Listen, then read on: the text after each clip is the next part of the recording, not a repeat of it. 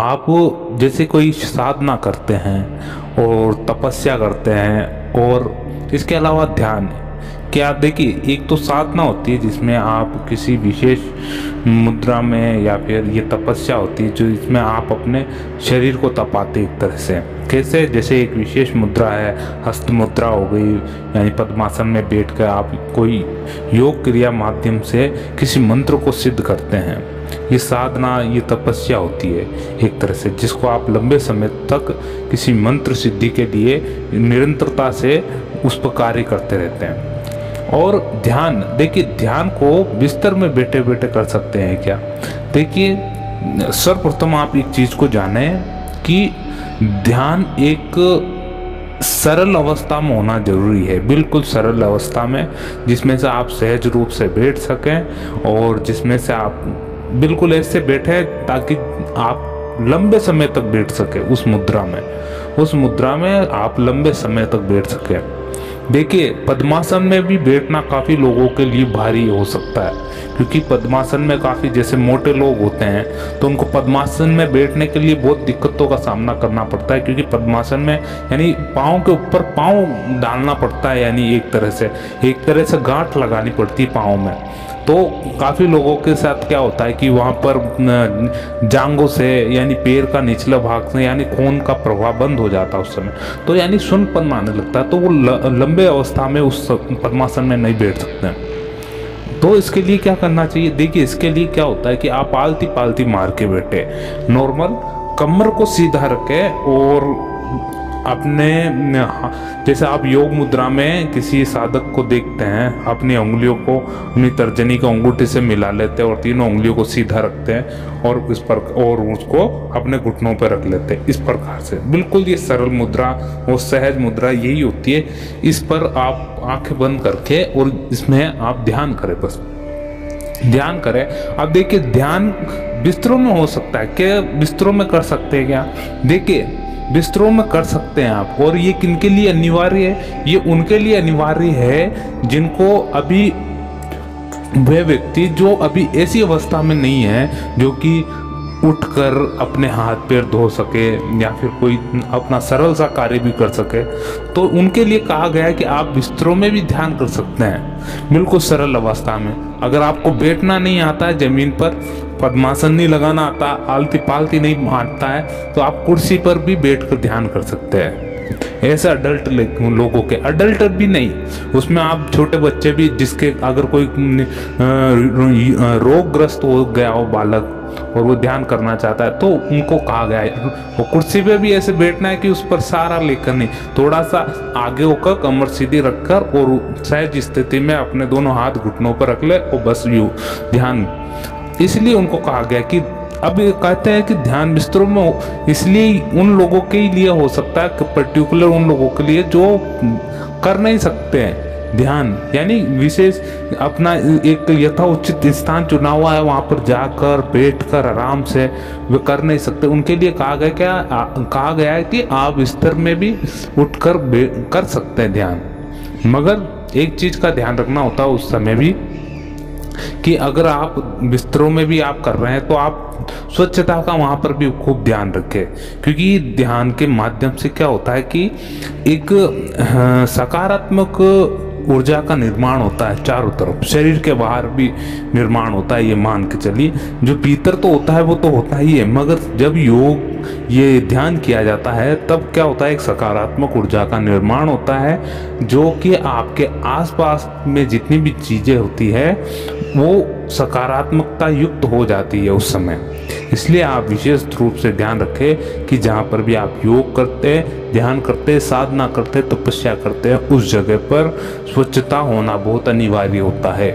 वहाँ पर कैसी गलत कोई भी क्रिया ना करें और ना आप करने दें, स्वच्छता का ध्यान रखें नियमानुसार। वहाँ पर आप जो भी कार्य करते हैं, योग साधना या तप, उस चीज़ का आप ध्यान रखें। अब इसके अलावा कि देखिए ये ध्यान बिल्कुल सरल अवस्था में होना चाहिए। आपको पहले बता रहा हूँ, जैसे कि काफ़ी लोग करना चाहते हैं कि हाँ हम ऐसी मुद्रा बता दीजिए कि हाँ इस मुद्रा में आप बैठ के ध्यान करें।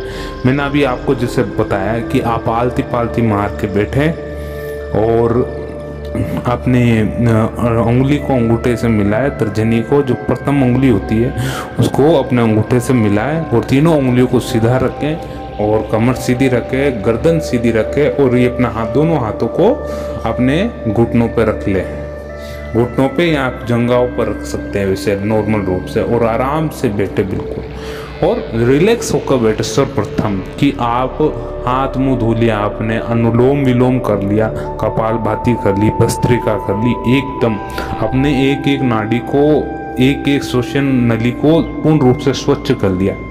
यानी आपका रक्त का प्रवाह पूर्ण रूप से आपके शरीर में यानी एकदम एक्यूरेट चल रहा है, बिल्कुल सरल रूप से। तो इस प्रकार आप ध्यान करें। उसके बाद तो आपका क्या ध्यान करने का वक्त भी थोड़ा लंबा होता जाएगा। अब देखिए ध्यान करते हुए तो क्या होता है, ध्यान करते समय, देखिए ध्यान करते समय और काफ़ी लंबे समय तक जो ध्यान कर रहे हैं व्यक्तिगण, जो भी साधक है, तो उनके साथ क्या होता है कि एक शांतिपूर्ण अवस्था में बैठा जाता है ध्यान में कि क्या चीज़ को सोचना पड़ता है, किस चीज़ पर ध्यान लगाना पड़ता है। श्वासों पर ध्यान लगाए, अब श्वास आ रही है जा रही है उस चीज़ पर ध्यान लगाए।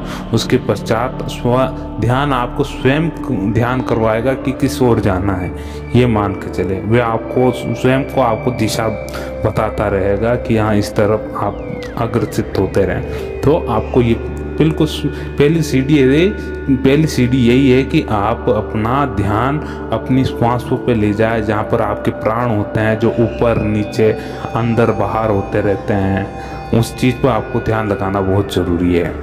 काफ़ी लोग कहते हैं आज्ञा चक्र पे ध्यान लगाना चाहिए, बिल्कुल सही है, ये भी आज्ञा चक्र पे भी ध्यान लगाना चाहिए। पहले आप अपनी चित्त शुद्धि करें, सर्वप्रथम चित्त शुद्धि करें ताकि आपके मन के अंदर कोई ऐसा विचार न उत्पन्न ना हो जिससे कि आपका ध्यान भंग हो जाए तुरंत ही, है ना।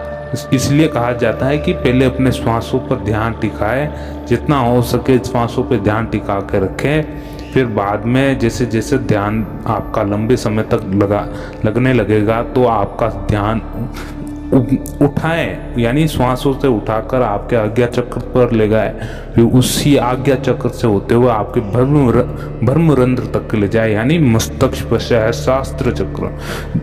अगर मान के चलिए जो भी व्यक्ति अभी मरणावस्था में आ चुका है, वो जिस किसी का भी प्राण भ्रमरंध्र से निकलता है उसे मुक्ति मिल जाती है हमेशा के लिए, क्योंकि ये सबसे उत्तम मार्ग बताया गया है आत्मा निकलने का। सबसे उत्तम मार्ग ये मैं आपको पहले बता देता हूँ कि सबसे उत्तम मार्ग बताया गया शेषशास्त्र चक्र, यानी आपके कपाल से अगर किसी व्यक्ति के प्राण निकलते हैं तो मान के चलिए उस व्यक्ति को मुक्ति मिल चुकी है, अब जन्म मरण से वे यानी अलग हो चुका है अब। इसलिए आपको कहा जाता है कि आपके चित्त शुद्धि करें। सर्वप्रथम चित्त शुद्धि कैसे करें कि आप स्वयं ध्यान लगाते समय बिल्कुल विचार शून्य होने की कोशिश करें। विचार शून्य भी काफ़ी लोग होने की कोशिश करते हैं, मगर ये बहुत कठिन काम है। ये अभ्यास के द्वारा ही किया जाता है, क्योंकि ध्यान में केवल एक थोड़ा सा पल ऐसा आता है, थोड़ा सा समय ऐसा आता है जिस समय आप विचारों से मुक्त हो जाते हैं। तो उस चीज में उस अवस्था में आने में थोड़ा समय लगता है, अभ्यास के द्वारा ही ये संभव हो पाता है। इसलिए आपको निरंतरता से इस पर कार्य करना पड़ेगा, जब जाके आपके कार्य सफल होंगे। आपको वह मार्गदर्शन मिलेगा प्रभु के द्वारा कि अब क्या हो, अब किस ओर जाना है, क्या करना है, तो सब चीज़ें आपको धीरे धीरे पता चलती रहेगी। इसलिए आप सर्वप्रथम धीरे धीरे इस चीज़ पर कार्य करें, अपने आप में सुधार करते रहें, चित्त शुद्धि करें, चित्त को एक जगह लगाने की कोशिश करें परमात्मा में, ताकि आप इस जीवन में बहुत आगे निकल सके और जीवन को सार्थक बना सके। आज के लिए बस इतना ही। तब तक के लिए जय श्री राम। ओम नमो भगवते वासुदेवाय।